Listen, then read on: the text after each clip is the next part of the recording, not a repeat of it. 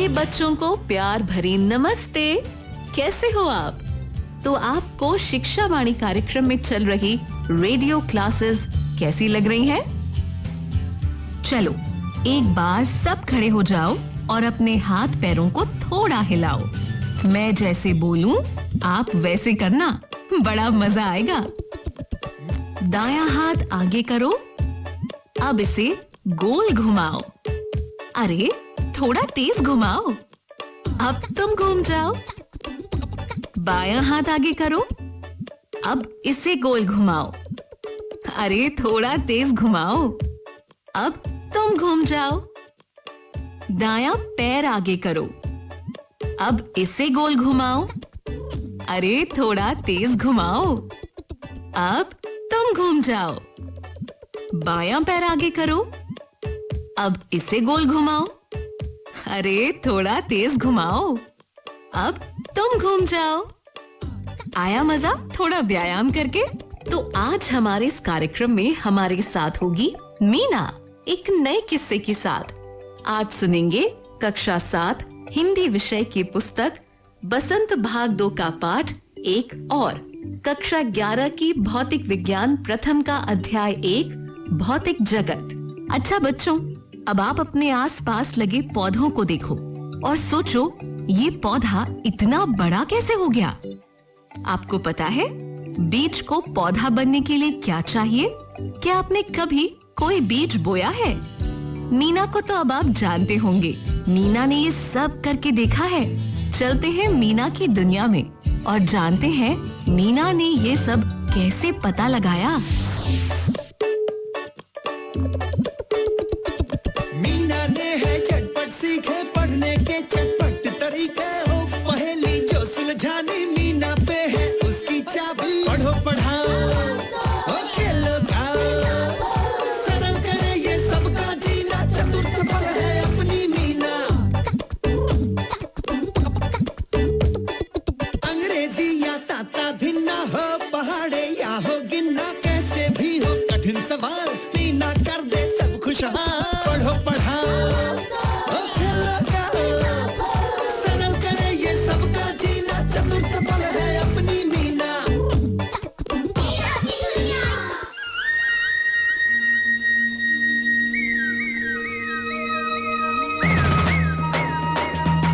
नमस्ते दोस्तों, हर दिन की तरह आज भी मीना के स्कूल में एक नया दिन है। पढ़ाई की पढ़ाई, और वो भी नए ढंग में। जब कुछ नया सीखना हो और टीचर भी उसे नए तरीके से सिखाए तो स्कूल का मजा ही कुछ और हो जाता है ना? अरे वो देखो, मीना तो स्कूल के लिए निकल पड़ी। चलो हम भी चले। नमस्ते सरपंच जी। अरे मीना, जीती रहो बेटी। स्कूल जा रही हो? जी। ओ अच्छा। इनसे मिलो मीना, ये है गंगापुर के सरपंच किशोर जी और ये है उनका बेटा अमर। नमस्ते जी। खुश रहो बेटी। सरपंच जी, क्या किशोर जी अमर को हमारा स्कूल दिखाने आए हैं? अरे नहीं मीना बेटी, हमारे गांव में अब जो विद्यालय प्रबंधन समिति ने काम करना शुरू कर दिया है, किशोर जी उसी के बारे में बात करने आए हैं। और अमर? आज मेरे स्कूल की छुट्टी थी, इसलिए मैं अपने पिताजी के साथ यहाँ आया हूँ। सरपंच जी, बहुत जरूरी बात बतानी है। अरे माधव, क्या हुआ? वो बात ये है कि असल में माधव ने सरपंच जी के कान में कुछ कहा, जिसे सुनते ही सरपंच जी को जाने की जल्दी हो गई। ओह किशोर जी, माधव कह रहा है कि पंचायत घर में कुछ लोग मेरा इंतजार कर रहे हैं। उन्हें शौचालय बनवाने के बारे में कुछ जानकारी चाहिए। मुझे जाना पड़ेगा। ओह अच्छा, चलिए मैं भी आपके साथ चलता हूँ। चलो चलो बेटा अमर, चलो। किशोर जी, पता नहीं कितना समय लग जाए। अगर अमर यहीं रह जाए तो ठीक रहेगा। हाँ सरपंच जी, अमर मेरे साथ मेरे स्कूल भी आ सकता है।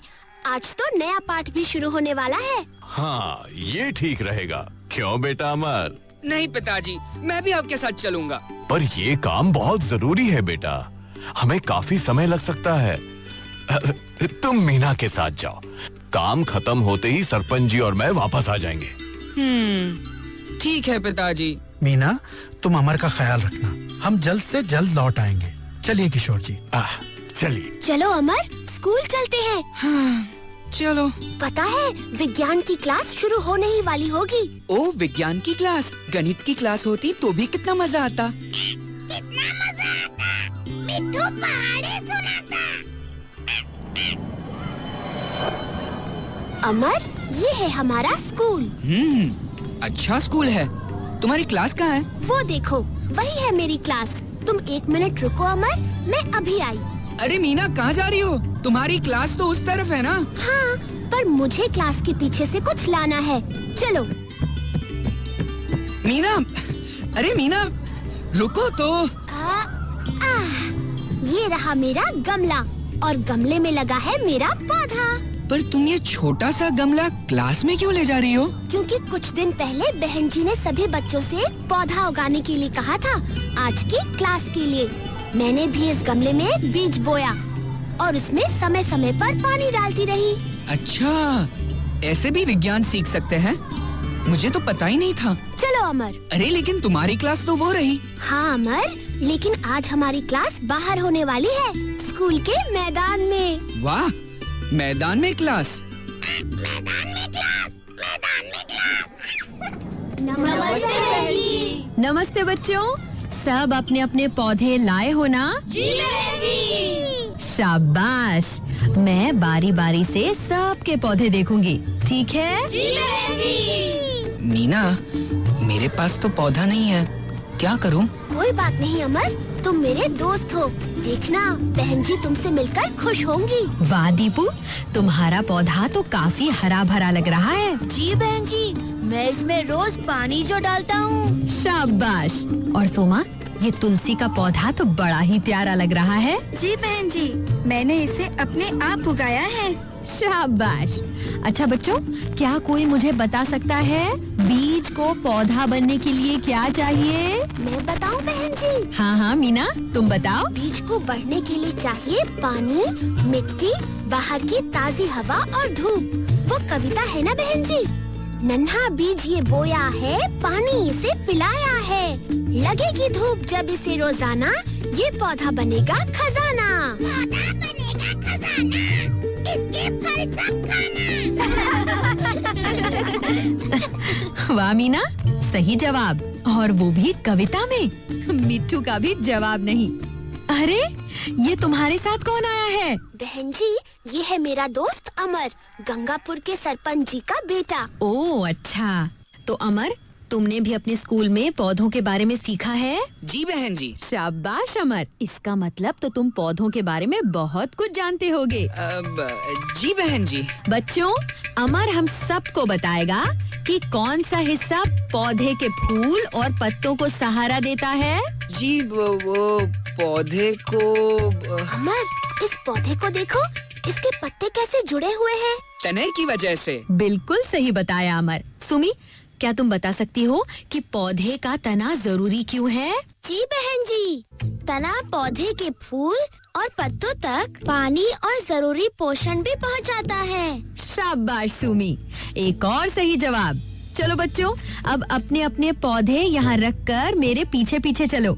हम गांव की सैर करते करते अलग अलग पेड़ों की पहचान करेंगे। जी बहन जी। मीना, विज्ञान भी इतना मजेदार हो सकता है, मैंने तो सोचा ही नहीं था। अब मैं पौधों के तनों के बारे में कभी भी नहीं भूलूंगा। लेकिन तुम्हें मजा तो आया ना? बहुत मजा आया मीना। पता है अमर, हमारी हर क्लास इतनी ही मजेदार होती है। बहन जी हमेशा नए नए खेलों से हमें बहुत कुछ सिखाती हैं। खेल खेल में हम बहुत कुछ अपने आप ही सीख जाते हैं। वाह, स्कूल का स्कूल और मजे का मजा। हाँ, और जब स्कूल की छुट्टी होगी, हम वापस तुम्हारे पिताजी के पास चलेंगे। और जब शाम को अमर के पिताजी लौटे तो अमर उनके पास दौड़ते दौड़ते गया। पिताजी। अमर बेटा, मीना का स्कूल कैसा लगा? मजा आया? चलो अब तुम्हें इस गांव की सैर कराता हूँ। पिताजी, मैंने तो गांव की सैर पहले ही कर ली। अच्छा, वो कैसे? मीना के साथ उसके स्कूल जाकर। मीना के साथ उसके स्कूल जाकर? चलिए पिताजी, उस पीपल के पेड़ के नीचे सब बताता हूँ। पर अमर, वो तो बरगद का पेड़ है। अच्छा, पर दिखने में तो इसके पत्ते पीपल जैसे हैं। मीना, लगता है एक बार फिर तुम्हारी क्लास में जाना पड़ेगा। क्लास में जाना पड़ेगा और ज्ञान बढ़ाना पड़ेगा। तो दोस्तों, अमर आया मीना के गांव छुट्टी पर और वापस गया विज्ञान का पाठ पढ़कर। यही तो कमाल है मीना के स्कूल का, क्रियाशील शिक्षण, यानी खेल का खेल और साथ साथ इतना कुछ सीखना भी। जब अमर ने अपने स्कूल में जाकर सबको बताया कि मीना के स्कूल में हर चीज कितने अनोखे ढंग से सिखाई जाती है, तो मीना के स्कूल की बहुत तारीफ हुई और बहुत जल्द ही अमर के स्कूल में भी पढ़ाई का तरीका बदल गया। अब वहाँ भी मीना के स्कूल की तरह खेल खेल में पढ़ाई होती है।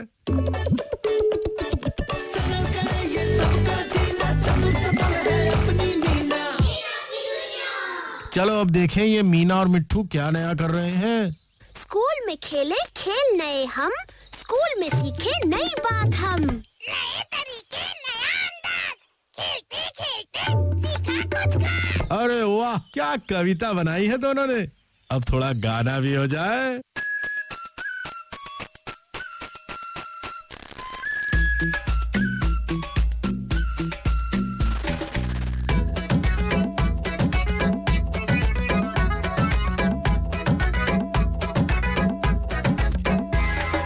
टीचर ने कल स्कूल में हमको खूब हंसाया था। ही ही ही ही ही। हाँ, टीचर ने कल स्कूल में हमको खूब हंसाया था। खेल खेल में मजे मजे में पाठ सिखाया था। बाद में हम सब ने मिलकर एक गाना गाया था। खेल खेल में मजे मजे में पाठ सिखाया था। खेल खेल में मजे मजे में पाठ सिखाया था।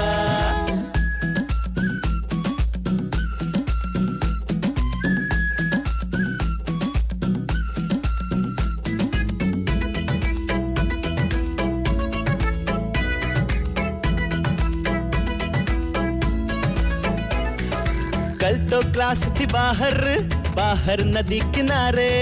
टीचर जी के साथ थे क्लास के बच्चे सारे। कल तो क्लास थी बाहर। बर्फ जो पिघली नदी बन गई हमें बताया था। हाँ, बर्फ जो पिघली नदी बन गई हमें बताया था। खेल खेल में मजे मजे में पाठ सिखाया था। खेल खेल में मजे मजे में पाठ सिखाया था।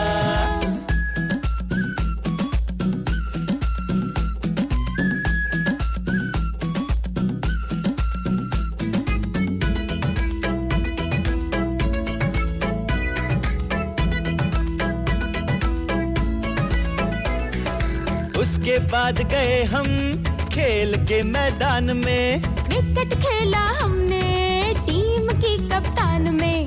उसके बाद गए हम। दो दो रन दौड़े तो दो का पहाड़ा आया था। हाँ, दो दो रन दौड़े तो दो का पहाड़ा आया था। खेल खेल में मजे मजे में पाठ सिखाया था। खेल खेल में मजे मजे में पाठ सिखाया था। क्या गाना था, सचमुच ऐसा लगता है आप सब भी इस गाने को साथ साथ गुनगुना रहे थे। अब देखते हैं मीना की क्लास में कौन सा नया खेल खेला जा रहा है। तो सुनो बच्चों, आज का खेल है बड़ा मजेदार। भेद खोलना है हमें उसका जो बीच में छुप कर है बैठा। कौन छुपा है बहन जी? बूझो और ढूंढो। 4 सब्जियों के नाम हैं बंद गोभी, आलू, भिंडी और मटर। बोलो कौन सी सब्जी बीच में छुपी है? बंद गोभी, आलू, भिंडी और मटर। बंद गोभी। वो क्यों दीपू? क्योंकि बंद गोभी मुझे बिल्कुल पसंद नहीं है। नहीं दीपू, जवाब ये नहीं है और तुम्हें सभी सब्जियां खानी चाहिए। जी बहन जी, आलू है सही जवाब। शाबाश मीना, बिल्कुल सही जवाब। और आलू कैसे अलग है बंद गोभी, मटर और भिंडी से? क्योंकि भिंडी, मटर और बंद गोभी है हरी सब्जियाँ, जबकि आलू भूरे रंग का होता है और उससे हमें मिलती है ऊर्जा। नहीं रानो, कारण कुछ और है। मैं बताता हूँ बहन जी, क्योंकि आलू जमीन के नीचे उगता है, जबकि बंद गोभी, मटर और भिंडी जमीन से ऊपर पौधों पर। है ना? शाबाश गोलू। इसी तरह कुछ और सब्जियां भी जमीन के नीचे उगती हैं, जैसे गाजर, मूली, शलगम। बहन जी, ये सारी सब्जियां तो मेरी मनपसंद हैं। ये तो अच्छी बात है सुमी। सब्जियां खाओगी तो स्वस्थ रहोगी। क्यों बच्चों, आया ना मजा? जी बहन जी। तो आप सबको भी मजा आया ना? ठीक है, फिर मिलेंगे एक नई कहानी, नए गीत और एक नए खेल के साथ। तब तक अपनी प्यारी मीना को चिट्ठी लिखना मत भूलना, चाहे वो आपके सुझाव हो, आपके विचार हो या आपके अनुभव। पढ़ो पढ़ाओ, खेलो गाओ, सरल करे ये सबका जीना, चतुर्थ पल है अपनी मीना।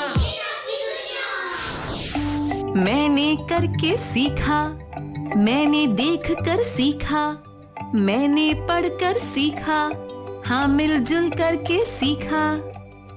अच्छा बच्चों, आपने आसपास कौन से पक्षी या जानवर देखे हैं? अच्छा तो आपने मोर देखा है, कबूतर देखा है, बंदर देखा है? क्या ये सभी आजाद हैं या कुछ कैद भी हैं? आपने कुछ पालतू पक्षी या जानवर घरों में भी देखे होंगे। ये हमसे कुछ कहना चाहते हैं, हमें कुछ बताना चाहते हैं। आओ सुनते हैं कक्षा 7 वसंत भाग 2 का प्रथम अध्याय, हम पंछी उन्मुक्त गगन के। डाइट जोधपुर के तत्वावधान में पाठ के आलेखनकर्ता श्रीमती वीना कच्छावा व समीक्षक उषा छंगाणी जी एवं श्री डूंगर राम सुथार हैं। प्यारे बच्चों नमस्कार। आज सुबह सुबह ठंडी हवा के साथ जब मैंने नजदीक ही चिड़िया की चीं चीं की आवाज सुनी तो मेरी आंख खुल गई और मैं पलक झपकाए बगैर उसकी गतिविधि देखने लगी। चिड़िया कभी गर्दन दाएं करती, कभी बाएं करती, फिर घोंसले की तरफ देखकर बोलती, फिर दाना मुंह में उठाती, फिर दाना गिराती। यही प्रक्रिया चल रही थी। शायद चिड़िया दूर से एक दाना लाई थी और बालकनी पर बैठ थोड़ी सांस ले रही थी, मानो थोड़ा थक गई है और बच्चों से कह रही है, ठहरो अभी आती हूँ। उसे देखकर मुझे बचपन में सुना एक गीत याद आ गया, जिसे मैं सुबह से ही गुनगुना रही हूँ। क्या आप सभी उस गीत को सुनना चाहेंगे? अरे वाह, यहाँ तो सभी बच्चे तैयार नजर आ रहे हैं। वैसे बच्चों को तो गाना गाना अच्छा लगता है, तो सुनो। चुन चुन करती आई चिड़िया, दाल का दाना लाई चिड़िया, मोर भी आया, कौवा भी आया, चूहा भी आया, बंदर भी आया, चुन चुन करती आई चिड़िया। भूख लगी तो चिड़िया रानी मूंग की दाल पकाएगी। अरे भूख लगी तो चिड़िया रानी मूंग की दाल पकाएगी, दाल पकाएगी, दाल पकाएगी। कौवा रोटी लाएगा, लाके तुझे खिलाएगा। मोर भी आया, कौवा भी आया, चूहा भी आया, बंदर भी आया, चुन चुन करती आई चिड़िया। बच्चों, गीत सुनकर आनंद आया ना? आप लोगों ने बचपन से कई पशु पक्षी देखे हैं, कईयों की बोलियां भी आपको पता है, कईयों की नकल भी आप निकालते हैं। मैं आपसे इन प्राणियों की बात क्यों कर रही हूँ? क्योंकि हम लोग हिंदी की पाठ्य पुस्तक प्रारंभ करने जा रहे हैं, जिसका पहला पाठ कविता है, जो पक्षियों के मनोभावों को उजागर करती है। लेकिन उस कविता को सुनाने से पहले मैं आपको कवि का जीवन परिचय सुनाना चाहूंगी। हम पंछी उन्मुक्त गगन के कविता के रचनाकार डॉक्टर शिव मंगल सिंह सुमन एक प्रसिद्ध हिंदी कवि और शिक्षाविद थे। सुमन जी का जन्म 5 अगस्त 1915 को उत्तर प्रदेश के उन्नाव जिले के जगेरपुर में हुआ था। वे एक अग्रणी हिंदी लेखक और कवि थे। बनारस हिंदू विश्वविद्यालय ने उन्हें डी.लिट की उपाधि के साथ सम्मानित किया। सुमन जी का कर्म क्षेत्र अधिकांशतः शिक्षा जगत से संबद्ध रहा। वे ग्वालियर के विक्टोरिया कॉलेज में हिंदी के व्याख्याता, माधव महाविद्यालय उज्जैन के प्राचार्य और फिर कुलपति रहे। शिव मंगल सिंह सुमन भारतीय दूतावास काठमांडू में अध्यक्ष भी रहे हैं। अध्यापन के अतिरिक्त विभिन्न महत्वपूर्ण संस्थाओं और प्रतिष्ठानों से जुड़कर उन्होंने हिंदी साहित्य की सेवा की। इस कारण इन्हें कई पुरस्कारों से नवाजा गया, जिसमें साहित्य अकादमी पुरस्कार, देव पुरस्कार, सोवियत लैंड नेहरू पुरस्कार, भारत भारती तथा शिखर सम्मान प्रमुख हैं। शिव मंगल सिंह सुमन प्रिय अध्यापक, कुशल प्रशासक, प्रखर चिंतक और विचारक थे। 27 नवंबर 2002 को दिल का दौरा पड़ने से उनका निधन हो गया। बच्चों, आपने अपने घर में या आसपास के घरों में लोगों को पशु पालते तो देखा ही होगा, जैसे गाय, भैंस, बकरी, भेड़, घोड़ा या गधा आदि। ये पशु पालतू पशु ही कहलाते हैं। इनका जीवन मनुष्य के सहारे व मनुष्य का जीवन इनके सहारे सुगम हो जाता है। लेकिन कहीं कहीं आपने देखा होगा लोग अपने शौक के लिए कुत्ता, बिल्ली, खरगोश, कबूतर व तोता आदि भी पालते हैं। समय समय पर उन्हें हर चीज देते हैं।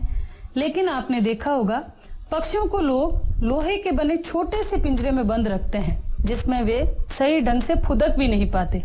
दूसरे जानवरों से बचाने व पक्षियों के उड़ जाने के भय से एक तरह से वे उन्हें कैद कर उनका जीवन बर्बाद कर देते हैं। किसी भी जीव की स्वतंत्रता छीनना अच्छी बात नहीं होती। ये पक्षी प्रकृति में ही आनंद पूर्वक रहते हैं। निधि अग्रवाल की इस कविता से आपको स्वतः ही पता चल जाएगा। पेड़ों पर कूदती है कभी और कभी पानी में नहाती, कभी तो पंखों को फैलाकर अपने दूर आसमान में उड़ जाती। और ही चिड़िया, क्यों डरती हो मुझसे, पास क्यों नहीं आती? अगर मैं पास तुम्हारे आती, झट से क्यों आसमान में उड़ जाती? शायद ये पेड़ और पक्षी हैं तुम्हारे सच्चे मित्र, इसीलिए तो ये प्रकृति ही तेरे मन को भाती। बच्चों, इस प्रकृति को अपना घर मानने वाले पंछी को जब कैद कर लिया जाता है तो उसके मन में क्या बीतती होगी, इसे समझने के लिए हम सुनेंगे कवि शिव मंगल सिंह सुमन की लिखी कविता हम पंछी उन्मुक्त गगन के। हम पंछी उन्मुक्त गगन के, पिंजर बंध न गा पाएंगे। हम पंछी उन्मुक्त गगन के, पिंजर बंध न गा पाएंगे। कनक तीलियों से टकराकर, कनक तीलियों से टकराकर, पुलकित पंख टूट जाएंगे, पुलकित पंख टूट जाएंगे। इन पंक्तियों द्वारा कवि पक्षी के मनोभावों को बताने का प्रयास कर रहे हैं। पक्षी मनुष्यों को समझाते हैं कि हम खुले आसमान में उड़ने वाले जीव हैं। हमें पिंजरे में बंद कर दोगे तो हम खुलकर गा नहीं पाएंगे, यानी पराधीन होने पर हमारी आवाज दब जाएगी, हमारे जीवन का उत्साह छिन जाएगा। हे मनुष्य, तुम भले ही हमें सोने के पिंजरे में रखो, पर उससे मुक्त होने के लिए हम उसकी तीलियों से टकराएंगे। टकराने से घायल होने वाले पंख जब तक न टूट जाएंगे तब तक हम प्रयास करेंगे। इसीलिए हमें कैद मत करो, वरना हम खुश नहीं रह पाएंगे।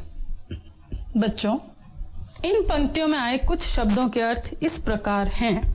पंछी का अर्थ पक्षी, गगन का अर्थ आसमान, उन्मुक्त का अर्थ खुला, कनक का अर्थ सोना है। कुछ शब्दों के पर्यायवाची भी आपको बता दूं, जैसे आसमान के पर्याय हैं गगन, व्योम, अंबर, नभ व अनंत। इसी प्रकार पक्षी के द्विज, अंडज, कनक के स्वर्ण, सोना, हेम व हाटक। बच्चों, इन्हीं पंक्तियों से मिलती जुलती ये पंक्तियां सुनिए जो कि निधि अग्रवाल द्वारा रचित हैं। हम पंछी उन्मुक्त गगन के, पंखों को फैला कर अपने, लेकर आजादी के सपने, उड़ जाने को हैं तत्पर। मस्त पवन के झोंकों से अपने मन बहलाने वाले, बारिश की बूंदों के जल से अपनी प्यास बुझाने वाले।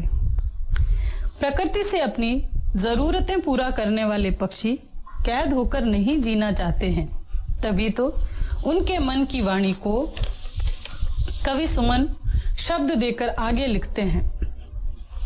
हम बहता जल पीने वाले, मर जाएंगे भूखे प्यासे। हम बहता जल पीने वाले, मर जाएंगे भूखे प्यासे। कहीं भली है कटुक निबोरी, कहीं भली है कटुक निबोरी, कनक कटोरी की मैदा से। समझ आया कुछ बच्चों? हाँ, कुछ समझ आया। इसका आशय है कि पक्षियों को उड़ते हुए जब भूख प्यास लगती है तब वे उस भूख प्यास को बुझा लेते हैं, अर्थात भूख लगने पर खेतों से दाना चुग लेते हैं और प्यास लगने पर उड़ते उड़ते ही नदी नालों पर नीचे उतरते हुए चौंच भर पानी ले फिर उड़ जाते हैं। ऐसे स्वच्छंद उड़ने वालों को हे मनुष्यों, तुमने अगर कैद कर दिया तो पिंजरे में सोने की कटोरी में दिया गया दाना पानी वे नहीं खाएंगे। अपनी आजादी को प्राप्त करने के लिए ये भूखे प्यासे मर जाएंगे, क्योंकि सोने की कटोरी में दिए गए भोजन से तो नीम की कड़वी निंबोरी खाना हम पक्षियों को अच्छा लगता है। जिस प्रकार बच्चों, आपको भी कोई कमरे में बंद कर अच्छा भोजन दे तो आप नहीं खाते हैं, उसी प्रकार पक्षी को भी परतंत्र रहना अच्छा नहीं लगता है। इन पंक्तियों में कटुक का अर्थ है कड़वा, निबोरी का अर्थ है नीम का फल। बच्चों, भूखे प्यासे शब्दों में द्वंद्व समास आया है।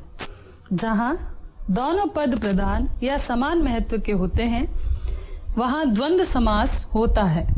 इन शब्दों के मध्य लगे चिन्ह को सामासिक चिन्ह या योजक चिन्ह कहते हैं, जो कि और शब्द का संकेत करता है।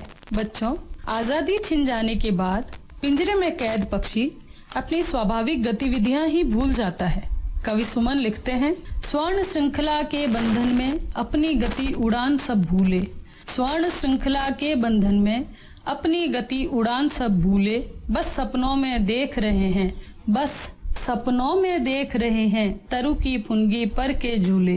अर्थात सोने के पिंजरे में बंद पक्षी आजादी का प्रयास करते करते थककर आखिर कैद को ही अपना भाग्य मान बैठता है और उसी में जीने लगता है। इसी कारण वह कहता है कि इन सोने की जंजीरों के बंधन में हम अपनी उड़ान, अपनी गति सब भूल गए। आजादी के दिनों में इन पंखों से मीलों दूरियां नाप लेते थे, अब तो सब सपना बनकर रह गई हैं। जब कभी पेड़ की टहनी की फुनगी पर यानी आखिरी छोर पर बैठते थे तो पेड़ हमें झूला झुलाता था। ऐसे स्वाभाविक झूले तो अब हमारे लिए सपना बनकर रह गए हैं, क्योंकि अब न खुला आसमान है, न पेड़ों पर बैठना हमारे वश में है। बच्चों, आप तरु का अर्थ पेड़ तो जानते ही हैं, इसे हम वृक्ष व विटप भी कह सकते हैं। तरु की फुनगी का अर्थ आपके लिए नया है, वह है पेड़ की डाली का आखिरी छोर या किनारा। इसमें स्वर्ण श्रृंखला शब्द आया है, जिसमें स्वर्ण गुणवाचक विशेषण है। बच्चों, आप लोग कई तरह की इच्छाएं रखते हैं, वक्त के साथ वे बदलती रहती हैं, पूरी भी होती हैं, कभी अधूरी भी रह जाती हैं। ऐसे ही ईश्वर की सृष्टि में ये पक्षी भी कुछ इच्छाएं रखते हैं। सुनते हैं कवि के शब्दों में, ऐसे थे अरमान की उड़ते नीले नभ की सीमा पाने, ऐसे थे अरमान की उड़ते नीले नभ की सीमा पाने, लाल किरण सी चौंच खोल, लाल किरण सी चौंच खोल, चुगते तारक अनार के दाने, चुगते तारक अनार के दाने। बच्चों, इन पंक्तियों से पता चलता है कि पक्षियों की इच्छा तो मनुष्य की इच्छाओं से भी बड़ी होती है। मनुष्य अपनी सीमाओं तक ही इच्छा करता है, लेकिन पक्षी की इच्छा तो सुनो कि वह नीले आसमान की सीमा तक उड़ना चाहता है। आप जानते हैं, आकाश या आसमान की कोई सीमा ही नहीं होती, इसी कारण उसे अनंत भी कहते हैं। ऐसी अंतहीन उड़ान का हौसला रखने वाले पंछी को मनुष्य कैद कर कितना बड़ा अन्याय करता है। इसके साथ ही वह सीमा तक जाकर उन तारों को अपनी लाल चोंच से चुगना चाहता है, जो उसे दूर से अनार के दाने के समान दिखते हैं। इन सुंदर पंक्तियों में आए शब्दों के अर्थ इस प्रकार हैं। अरमान यानी इच्छा या अभिलाषा, तारक यानी तारे, लाल किरण सी में लाल शब्द गुणवाचक विशेषण है, वह किरण की विशेषता बता रहा है। कवि सुमन की पंक्तियों के समान ही अन्य रचनाकार की ये पंक्तियां भी सुनिए। आकांक्षाओं का सागर, उम्मीदों का पहाड़, एक नन्हे पंछी के लिए जन्नत का द्वार, रंगों से भरा उम्मीदों का जहान, जिसकी सीमा अपरंपार है वो आसमान, जहां उगे सूरज और तारे टिमटिमाएं, जहां बादल बने और बारिश कराएं, जीवन से जुड़ा आसमान है, सपनों इच्छाओं का जहान, स्वच्छंद आसमान में स्वतंत्र उड़ान भर लो तो सफल हो जाएगा जीवन और जहान। बच्चों, आपने कभी सुबह जल्दी उठकर नीले आसमान की ओर देखा है? अगर देखा होगा तो उसमें उड़ते अनगिनत पंछियों को जरूर देखा होगा, जो अपने अपने समूह में पंख फड़फड़ाते हुए बहुत ही तेज गति से एक दिशा की ओर उड़े जाते हैं। उनकी मधुर आवाजें भी हमें सुनाई पड़ती हैं। कभी सोचा आपने, इन पक्षियों में इतनी स्फूर्ति कहाँ से आती है? मनुष्यों के लिए तो सुबह आलस भरी होती है और ये भूखे प्यासे दाने पानी की तलाश में उड़े जाते हैं। उन्हें देख ऐसा प्रतीत होता है जैसे किसी प्रतियोगिता में हिस्सा ले रहे हैं, अपनी ताकत का अनुमान लगा रहे हैं। इन पक्षियों को उड़ता देख पिंजरे में बंद पक्षी भी यही सोचता है। होती सीमाहीन क्षितिज से इन पंखों की होड़ा होड़ी, होती सीमाहीन क्षितिज से इन पंखों की होड़ा होड़ी, या तो क्षितिज मिलन बन जाता, या तो क्षितिज मिलन बन जाता, या तनती सांसों की डोरी, या तनती सांसों की डोरी। यहाँ सीमा इनका अर्थ है जिसकी सीमा ना हो। क्षितिज आपके लिए नया शब्द है जिसका अर्थ है वह स्थान जहाँ धरती व आसमान मिलते हुए दिखाई पड़ते हैं।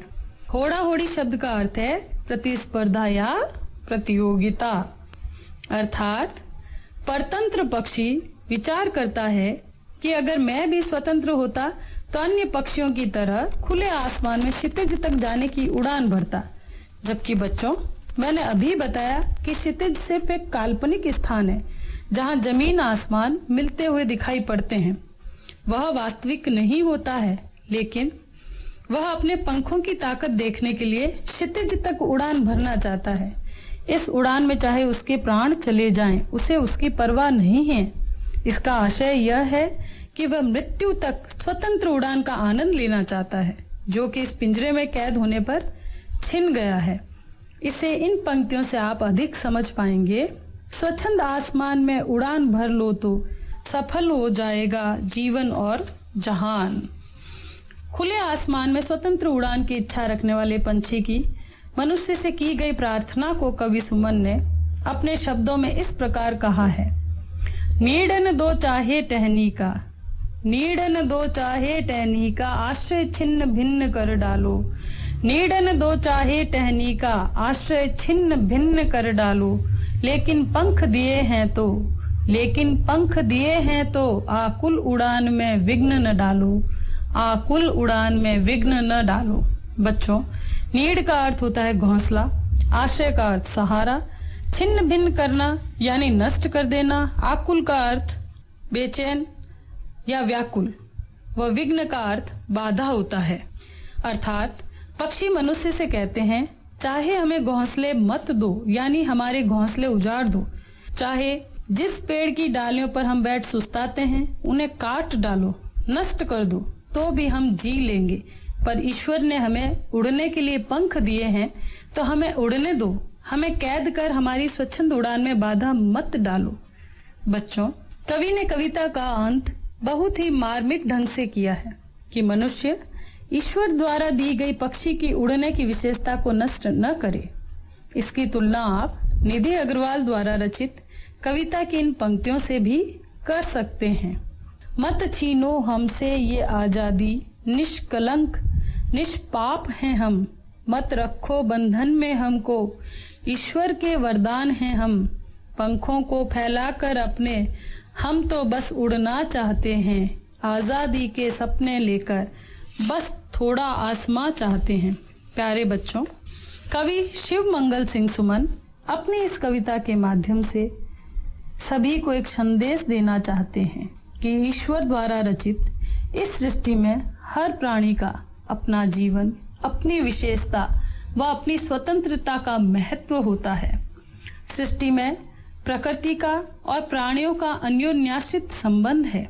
प्रकृति से सभी प्राणी भोजन, आवास आदि प्राप्त करते हैं, तो प्रकृति प्राणियों के कारण स्वच्छ रहती है, शोभा प्राप्त करती है व गुंजायमान होती है।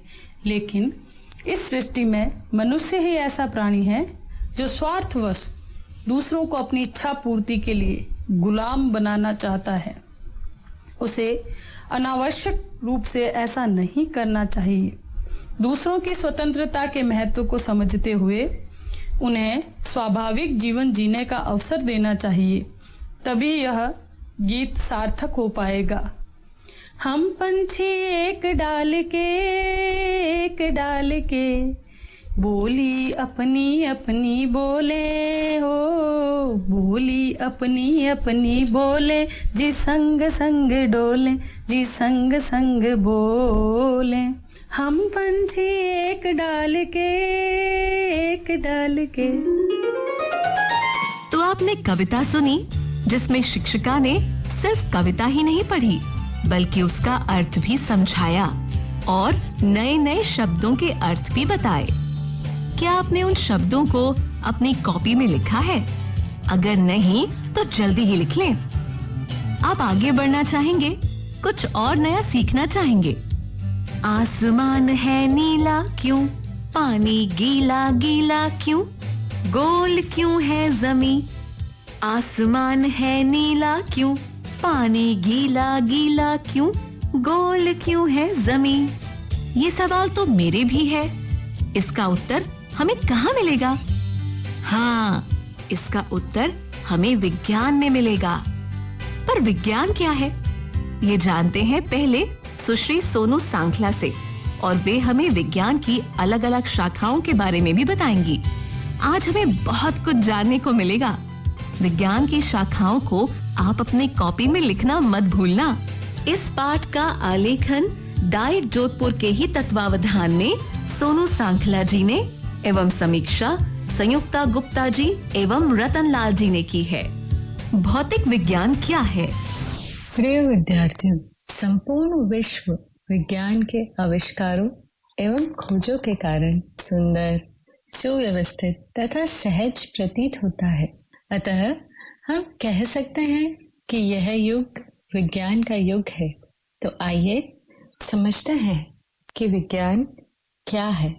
बच्चों, प्रकृति में उपस्थित वस्तुओं के क्रमबद्ध अध्ययन से ज्ञान प्राप्त करने और उस ज्ञान के आधार पर वस्तु की प्रकृति और व्यवहार जैसे गुणों का पता लगाने को हम विज्ञान कहते हैं। जीवन के प्रत्येक क्षेत्र में विज्ञान है और इसी कारण इन्हें वर्गीकृत करने का प्रयास किया गया ताकि अध्ययन सुविधाजनक हो सके। विज्ञान का सरल अध्ययन करने के लिए इसे भौतिक विज्ञान, जीव विज्ञान, रसायन विज्ञान जैसे अन्य शाखाओं में विभाजित किया गया है। भौतिक विज्ञान विज्ञान की वह शाखा है जिसमें पदार्थ के भौतिक गुणों का अध्ययन किया जाता है और प्रकृति में उपस्थित विभिन्न प्रकार की ऊर्जाओं का अध्ययन सुव्यवस्थित रूप से किया जाता है। भौतिक विज्ञान विभिन्न विषयों पर कार्य करता है, जैसे प्रकाश, ध्वनि, विद्युत, यांत्रिकी, ऊष्मा, चुंबकत्व आदि।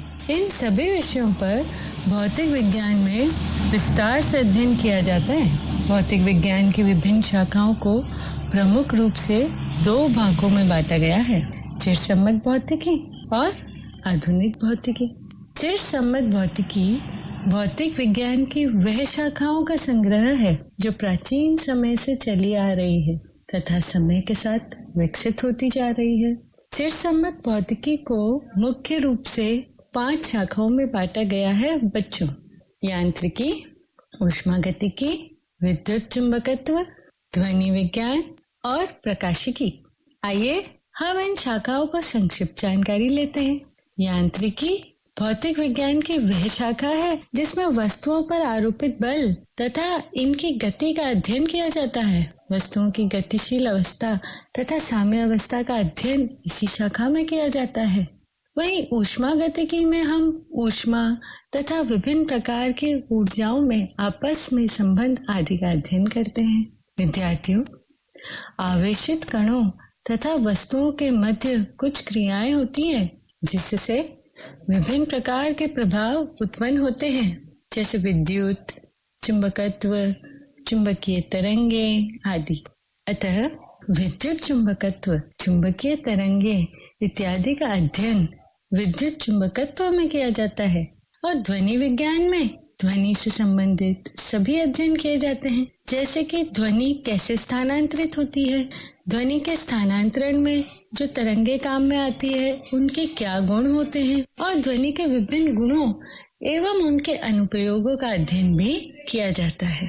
प्रकाशिकी में हम प्रकाश की प्रकृति, इसके गुण और प्रकाश के स्थानांतरण का अध्ययन करते हैं। साथ ही प्रकाश से संबंधित सभी घटनाओं जैसे परावर्तन, अपवर्तन, व्यतिकरण, विवर्तन आदि का अध्ययन भी किया जाता है।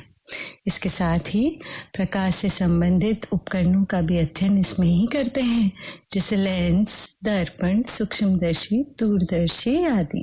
बच्चों, ये तो बात हुई चिरसम्मत भौतिकी की। अब हम बात करते हैं आधुनिक भौतिकी की। आधुनिक भौतिकी में कणों तथा ऊर्जा के व्यवहार का अध्ययन किया जाता है। आधुनिक भौतिकी को मुख्य रूप से 4 शाखाओं में बांटा गया है: आपेक्षिकता, क्वांटम यांत्रिकी, परमाणु भौतिकी और नाभिकीय भौतिकी। तो आइए अब हम इन शाखाओं की भी संक्षिप्त जानकारी ले लेते हैं। आपेक्षिकता में उन वस्तुओं का अध्ययन किया जाता है जो बहुत अधिक गति से गतिमान होती हैं या प्रकाश के वेग के लगभग बराबर गति से गतिमान होती हैं। क्वांटम यांत्रिकी में बहुत कम ऊर्जा स्तरों का, कण की द्वैत प्रकृति का, नवीन सिद्धांतों का आदि का अध्ययन किया जाता है। अतः इसमें उन कणों का अध्ययन किया जाता है जिनमें ऊर्जा बहुत ही छोटे पैमाने पे होती है। वहीं परमाणु भौतिकी में परमाणु के बारे में अध्ययन किया जाता है, जैसे परमाणु में इलेक्ट्रॉन की व्यवस्था, परमाणु की संरचना तथा परमाणु के गुण आदि की जानकारी हमें भौतिकी की इसी शाखा में प्राप्त होती है। और नाभिकीय भौतिकी में परमाणु के नाभिक की व्यवस्था, स्थिति, गुण आदि का अध्ययन किया जाता है। प्रिय विद्यार्थियों, भौतिक विज्ञान की सभी शाखाओं में एक महत्वपूर्ण शाखा है, जिसके ज्ञान के बिना विज्ञान की अन्य शाखाओं का विकास संभव ही नहीं है तथा समाज के उत्थान में इसका बहुत ही योगदान है। भौतिकी ने मानव का जीवन बहुत अधिक सुविधाजनक बना दिया है।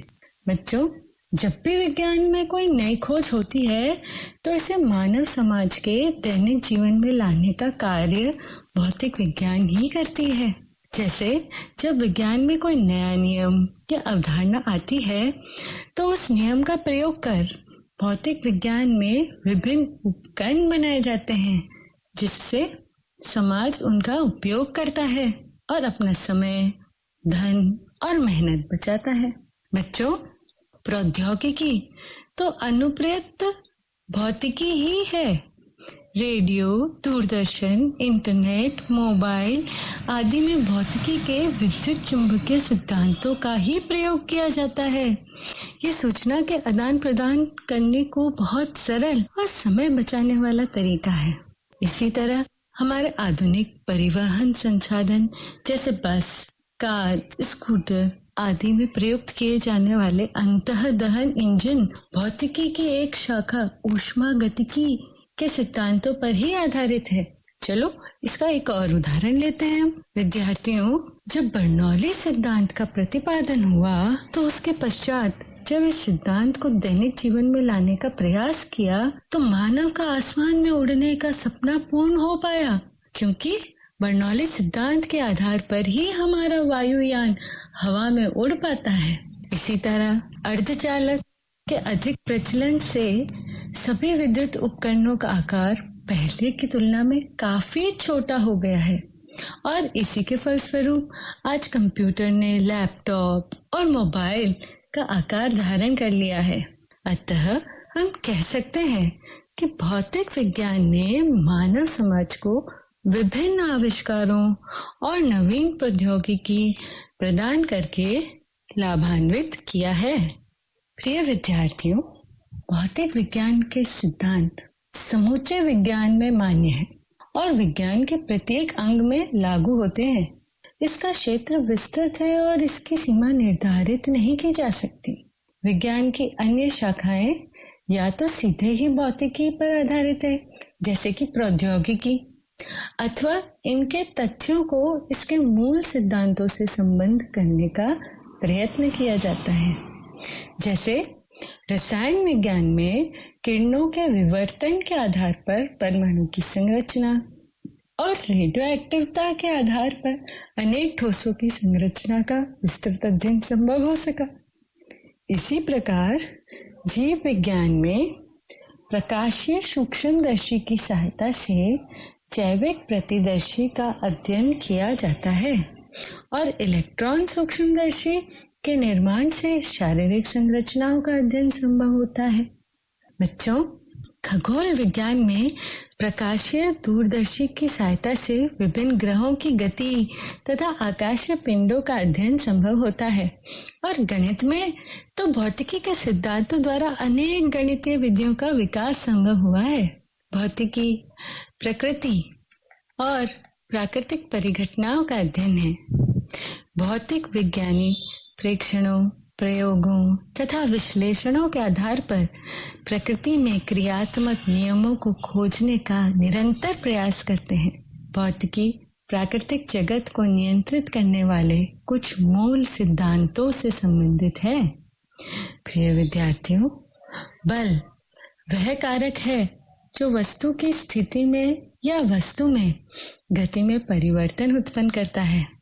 जैसा कि हमें पता है कि हमने दैनिक जीवन में अनुभव भी किया है कि किसी वस्तु को गतिमान करने के लिए या वस्तु को धक्का देने के लिए और किसी स्प्रिंग को खींचने अथवा दबाने के लिए हमें वस्तु पर बल लगाना पड़ता है। उसी प्रकार प्रकृति में भी अनेक प्रकार के बल देखने को मिलते हैं, जैसे प्रबल और क्षीण बल, आकर्षण और प्रतिकर्षण बल, यांत्रिक बल, विद्युत चुंबकीय बल तथा नाभिकीय बल आदि।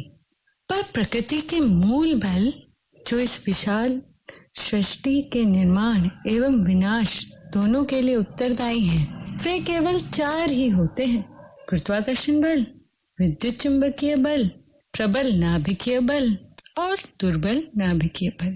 प्रिय विद्यार्थियों, किन्हीं 2 पिंडों के मध्य उनके द्रव्यमानों के कारण लगने वाले आकर्षण बल को ही गुरुत्वाकर्षण बल कहते हैं।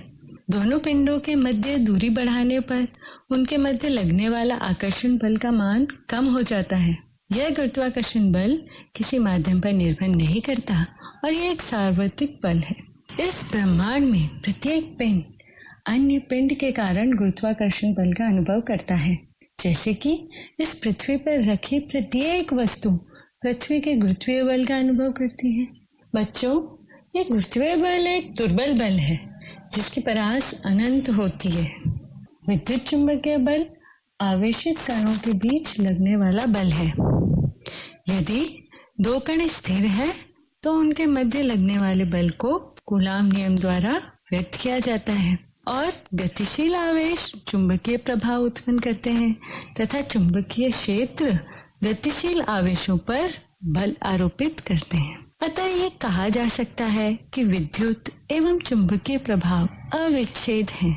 इसलिए इस बल को विद्युत चुंबकीय बल कहते हैं। इन बलों की परास अनंत होती है और ये गुरुत्वाकर्षण बल की अपेक्षा कहीं अधिक प्रबल होते हैं। बच्चों, प्रबल नाभिकीय बल वो आकर्षण बल है जो एक नाभिक में न्यूट्रॉनों तथा प्रोटॉनों को परस्पर साथ बांधे रखता है। अतः ये बल 2 प्रोटॉनों अथवा 2 न्यूट्रॉनों अथवा एक प्रोटॉन व एक न्यूट्रॉन के बीच कार्यरत रहता है। यह सभी प्रकार के बलों में से सबसे प्रबल है और ये विद्युत चुंबकीय बल का 100 गुना है। इस बल का परास बहुत कम होता है। यह आवेश के प्रकार पर निर्भर नहीं करता है। प्रिय विद्यार्थियों, दुर्बल नाभिकीय बल रेडियो एक्टिव नाभिक के बीटा क्षय में प्रकट होते हैं। रेडियो एक्टिव नाभिक के बीटा क्षय की प्रक्रिया में जब न्यूट्रॉन प्रोटॉन में या प्रोटॉन न्यूट्रॉन में रूपांतरित होता है तब दुर्बल बल उत्पन्न होते हैं। ये बल विद्युत चुंबकीय बल तथा प्रबल नाभिकीय बल से काफी दुर्बल होते हैं, परंतु गुरुत्वाकर्षण बल की तुलना में प्रबल होते हैं। इस बल का परास बहुत कम होता है। बच्चों, भौतिक नियमों की प्रकृति को कुछ नियमों के आधार पर समझाया जा सकता है। कुछ मात्राएं जो समान रहती है, लेकिन कई मात्राएं समय के साथ बदलती जाती हैं। वे मात्राएं जो नियत रहती हैं संरक्षित मात्रा के रूप में जानी जाती हैं और इस अवधारणा को संरक्षण का नियम कहा जाता है। चिरसम्मत भौतिकी में द्रव्यमान संरक्षण का नियम, ऊर्जा संरक्षण का नियम और संवेग संरक्षण का नियम बहुत महत्वपूर्ण है। इसके अनुसार द्रव्यमान और ऊर्जा को ना ही तो बनाया जा सकता है और ना ही नष्ट किया जा सकता है और केवल बाह्य असंतुलित बल आरोपित करके ही संवेग को परिवर्तित किया जा सकता है। प्रिय विद्यार्थियों, भौतिक विज्ञान के अनेकों सिद्धांत और उनके अनंत अनुप्रयोगों जिनसे हम सभी कहीं न कहीं लाभान्वित हो रहे हैं, इस सब के पीछे अनेकों वैज्ञानिकों का योगदान है। उनमें से कुछ प्रसिद्ध नाम Albert Einstein, Isaac Newton, Jagdish Chandra Basu, Satyendra Nath Bose और चंद्रशेखर वेंकट रमन है। अल्बर्ट आइंस्टीन एक विश्व प्रसिद्ध भौतिक वैज्ञानिक थे जो सापेक्षता के सिद्धांत और द्रव्यमान ऊर्जा समीकरण के लिए जाने जाते हैं। उन्हें प्रकाश विद्युत उत्सर्जन की खोज के लिए 1921 में नोबेल पुरस्कार प्रदान किया गया। बच्चों, भारत के भी कई वैज्ञानिकों ने भौतिक विज्ञान में निरंतर महत्वपूर्ण योगदान दिया है, जैसे सत्येंद्र नाथ बोस, जो कि एक भारतीय गणितज्ञ और भौतिक शास्त्री थे। भौतिक शास्त्र में 2 प्रकार के अणु माने जाते हैं, बोसॉन और फर्मियन। इनमें से बोसॉन सत्येंद्र नाथ बोस के नाम पर ही है।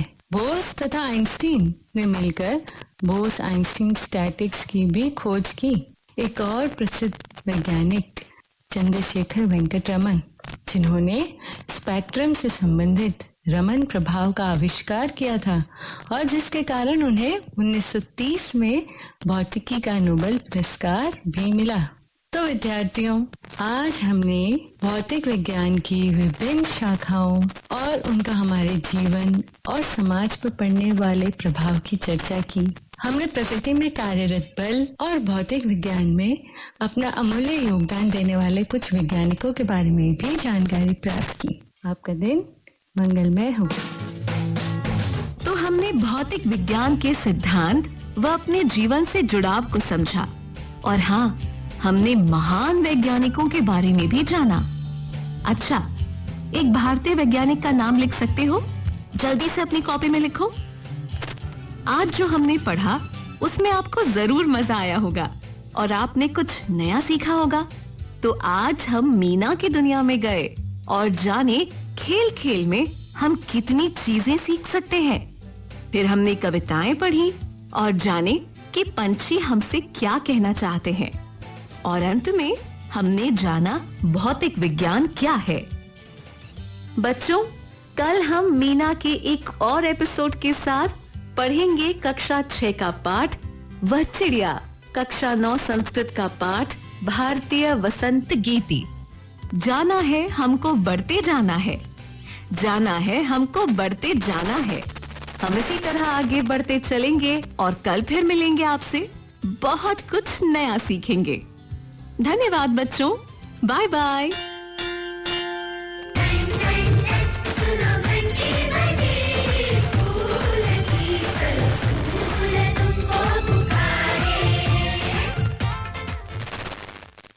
ये कार्यक्रम आकाशवाणी द्वारा एक साथ राजस्थान के सभी केंद्रों से राजस्थान राज्य शैक्षिक अनुसंधान एवं प्रशिक्षण परिषद के सहयोग से प्रस्तुत किया गया।